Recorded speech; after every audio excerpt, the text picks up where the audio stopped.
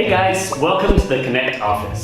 Today I'm going to show you a few objects here in the office that you might not know the correct names for in American English. So our first object today is this. In American English we call this a binder clip, not to be confused with this one that we call a paper clip. So a paper clip is for 1 or 2 pages, the binder clip is for a whole big stack. Here, our second object is the filing cabinet. Inside the filing cabinet, we have the hanging file folders. Object number 3, the rubber band. But unlike Kangen Band, this one has no lead singer. Our fourth object is this. Here in Indonesia, you call it tipek. We also use the brand name. We call it whiteout.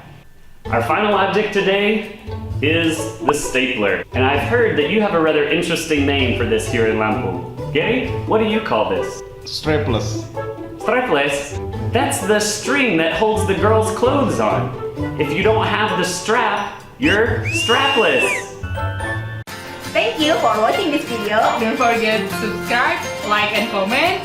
Join with us at Connect Lampung.